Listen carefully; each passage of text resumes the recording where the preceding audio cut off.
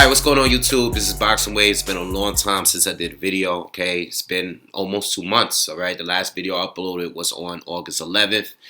The reason why I wasn't doing videos is because I had a pipe burst in my home, okay? It did damage on all 3 floors. A lot of water damage. I actually just took the plastic off my furniture this morning, okay? Because my living room needed to be painting. I just did that, okay.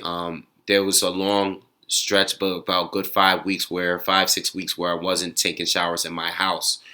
Okay, it did damage on all 3 floors, a lot of water damage. A lot of the walls and sheetrocks had to be replaced. I had to completely redo my bathroom.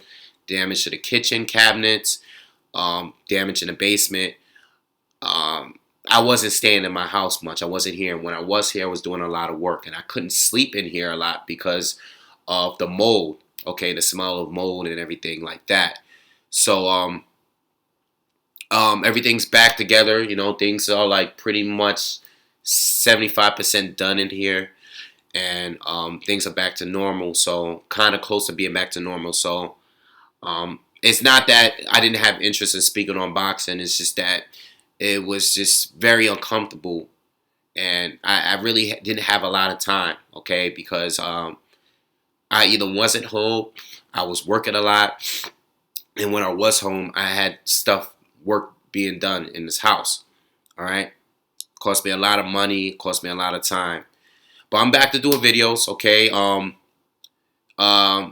So to this video here, I just wanted to brush up on some of the things that have been happening in boxing real quick and keep it moving. I don't want to stick on any specific topic long.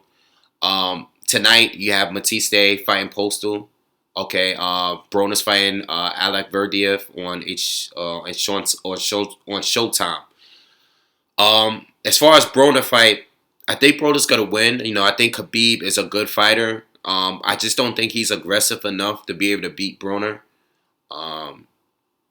He would have to be more busy, more aggressive. Okay, the 2 fighters that beat Broner are very aggressive. Okay, very strong. Khabib is good, but I don't think he has the tools. And, you know, Broner looks good coming into this fight. You know, I hope we see a different Broner. I hope we don't see a Broner that just wants to be, you know, like a mini Floyd Mayweather. You know, I think Broner is more of a fighter. He should be more of a fighter. He should fight with a little bit more urgency like he did in the later rounds of the Sean Porter fight. Or the last round of Sean Porter fight, okay. But I think he's gonna win this fight. Okay, I think he's gonna win the fight. He should win the fight. I'll do a separate video on Matiste and Postal. I'll probably do that after this one. That fight is tonight on HBO. Let's backtrack. Let's talk about Mayweather Berto first. You know, I didn't watch the fight here. I didn't order. You guys know I did a rant on that fight. I didn't like the fight. So I actually went to a fight party, and it was so funny. It was very funny experience because the girl that threw the fight party was Haitian, and we were in the basement watching the fight, and it was her birthday, so all her relatives was there, and it had to be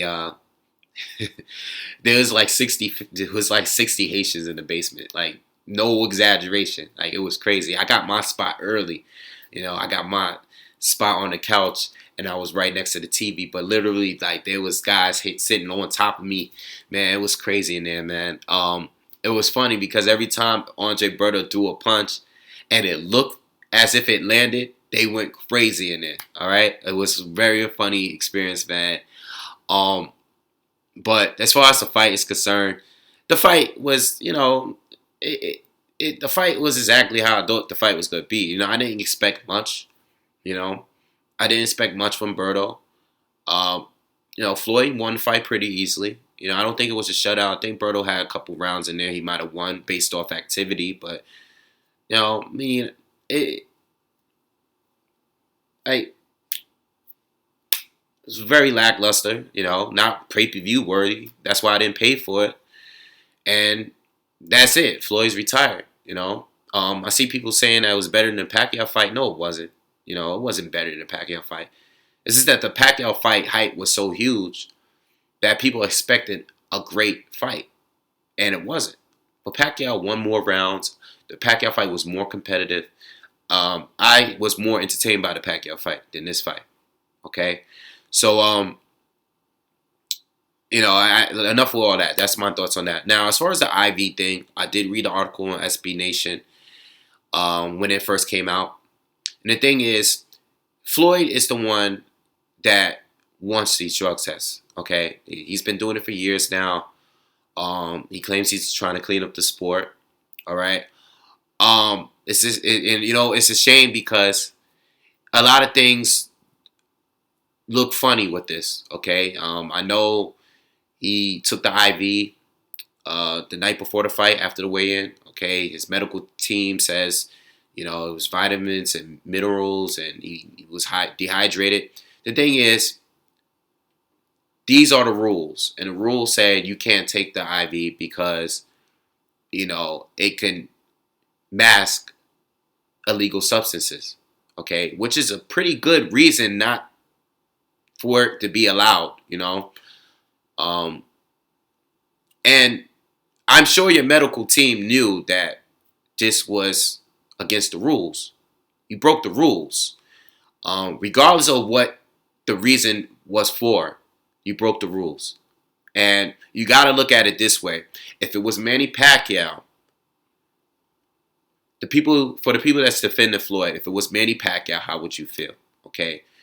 People already thought he was juicing because the fact that he was knocking all of these welterweights out in this amount of time, and he wasn't knocking out anybody else in this period of his career. So, or because he had a big head. But if it was Manny Pacquiao, people would have went crazy. All right.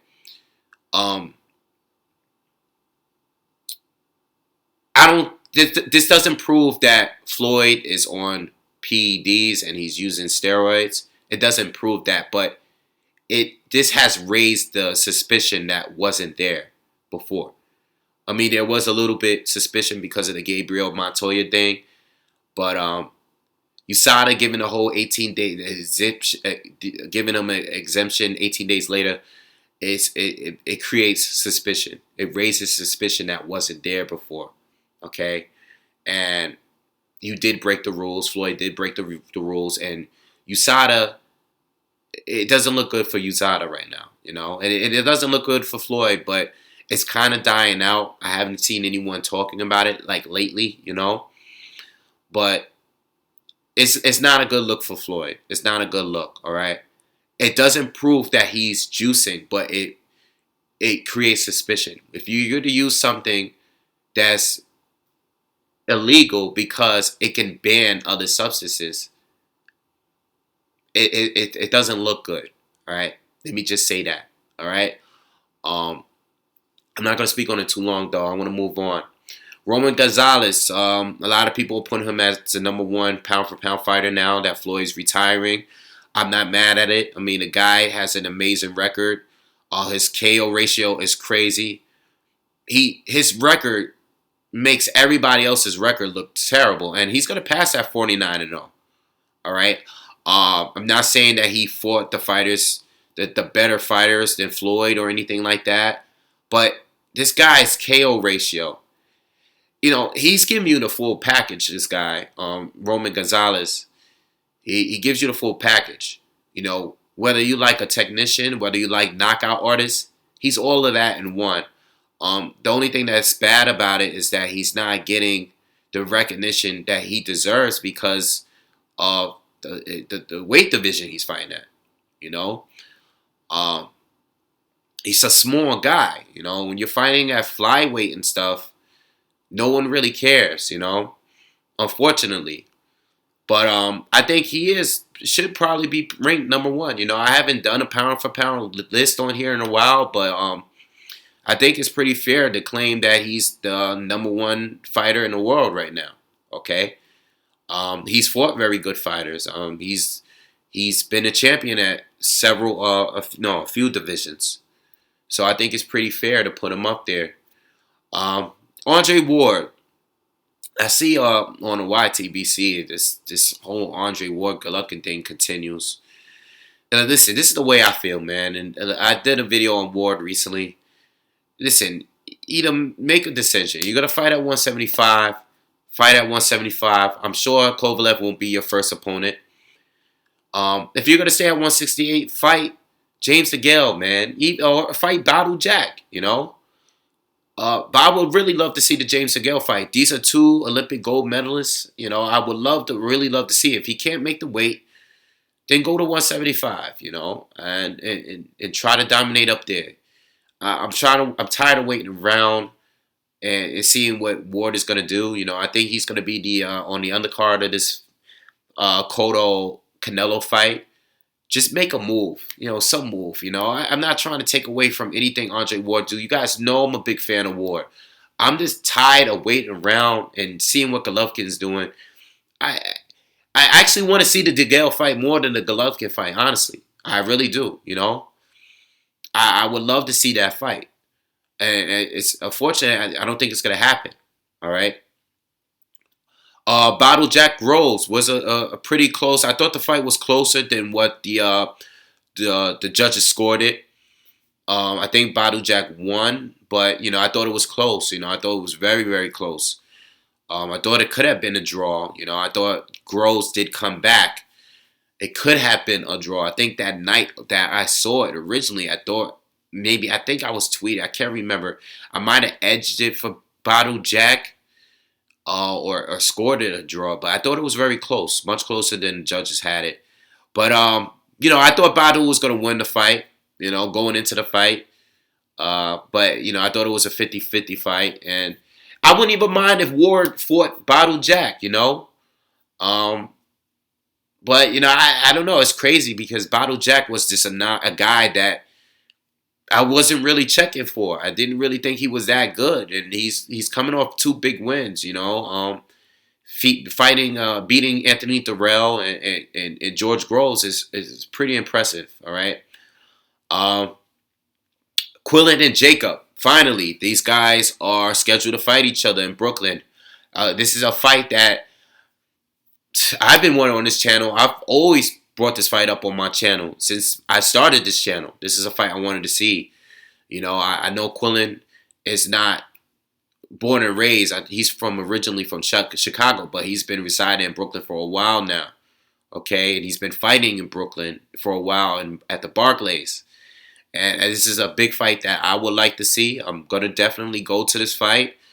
The tickets are actually going on sale in a few days. But anyway, as bad as I've been wanting Quillin to give Jacob a shot, not for nothing, I really think Quillin's going to knock out Jacobs. I think this is going to be, I think Danny Jacobs, I'm a big fan of Danny, and I love his story, beating cancer and everything. I'm a huge fan of Jacobs. I just don't think he can beat Peter. I think Pete is going to knock him out. I think Pete is a better boxer. I think he's more skilled, and I think he's bigger and has more power. And I think Danny is going to get knocked out in this fight. I'm very honest. But Danny has enough power to hurt Quillin too. These guys are both big punchers. But I think Peter Quillin is going to win this fight by KO. All right. Margarito might be coming back. He's going to be returning 154. We'll see. Let's throw him in the ring with somebody. There's some fighters that I wouldn't mind seeing him fight. Okay, so I think it's cool that he's coming back. I'm not a big fan of him because I'm a huge Cotto fan, and my biased self don't like Antonio Margarito because of matter of fact, Cotto and Shane Mosley are two of my favorite fighters ever. So it's like I don't like Antonio Margarito, but I think it's cool that he's coming back, and I hope that he looks good. I heard he looks good in training. I think he's already down at the weight, so it's good for him to come back. There will be some entertaining fights at 154 that could be made. Maidana at 154. I did see that article, and to me, Marcus Maidana just hasn't seemed like the same guy that fought Mayweather and Broner in the first fight. He didn't go into the second fight. He was a lot less aggressive. I know Floyd was using his legs more, but I thought the experience of Maidana being in there with Floyd, an older Floyd, it would carry over in the second fight in the rematch. And outside of that punch he landed against Floyd that hurt Floyd, he really didn't do anything in that fight. Uh, and now he's taking his whole year, his whole 2015 off. And now he wants to return to 154. And I just don't think he's a 154 fighter. I think his punches, his power, it's good at 147. I think he needs to cut the weight and go down to 147 and fight the Keith Thurmans, the Sean Porters, the Manny Pacquiaos. I think he should get in a ring with some of these guys. I would love to see him fight these guys. I don't think he can stand a chance against anyone at 154. 78 Sports made a video about this the other day, and I agree with him 100%. Once I saw the title of the article, I was like, man, Maidana just don't want to cut the weight. I think he's just lazy at this point. You get that big paycheck from the Floyd fights, you kind of fall back. Especially when you do good against Broner, you knock him down a couple times, you do good against Floyd in the first fight, you kind of fall back, and I think that's what happened to Maidana. He wants to come in for 154, a fight for a title. Come on, man. Is he crazy? So moving on, you got Pacquiao trying to decide what he's going to fight at his next fight when his return. Could be Khan, Brook, Crawford's name been thrown in there. Matisse if he beats Postal. All good fights. I would like for it to be Khan. If my number one choice would be Khan, if he were to fight any of these guys. Brooker's fight is good. The Brook fight is good. I would love to see that fight too. I would love to see Pacquiao and Brook fight. I would want to see Brook fight Bradley more though. But the fight with Brook is good. Crawford, not yet. I don't want to see that fight. I want to see it. I would pay for that, obviously. But I want to see what Crawford does at 140 first. Obviously, if he has a chance to be on pay-per-view to fight Pacquiao, he should take it. But I want to see Crawford fight the Matisses. I want to see him fight Barthélemy. That's a fight that I want to see. Crawford and Barthélemy. I want to see that fight bad. But I would like to see him fight some of these guys. Peterson, there's a lot of guys at 140 that I think he should fight. So I would like to see those fights. Matisse, Matisse fight would be cool. Listen, all of those fights I would pay for. But, I would like to see the Khan fight. I think the Khan fight would be the more intriguing fight for me at this time. Plus, I want Khan to stop whining and get his big shot. If they were to fight, I think Pacquiao KOs Khan. But, I would like to see the fight, though. And that's it for now. Everything else, I'm going to speak on the junior middleweight division. I'm going to speak on Deontay Wilder. I'm going to speak on Matisse and Postal tonight. But just let me know anything else you want me to speak on. I'm back. I will be doing videos again. I'm sorry for the long wait.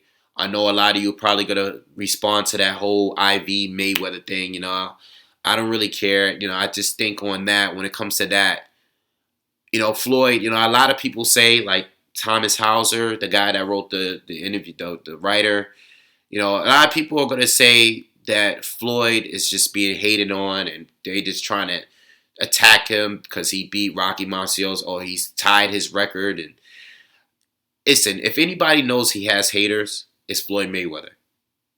And this is why he should be even more careful with his career, especially with this drug testing thing, because you're the one that want to play with these rules, these drug tests and everything.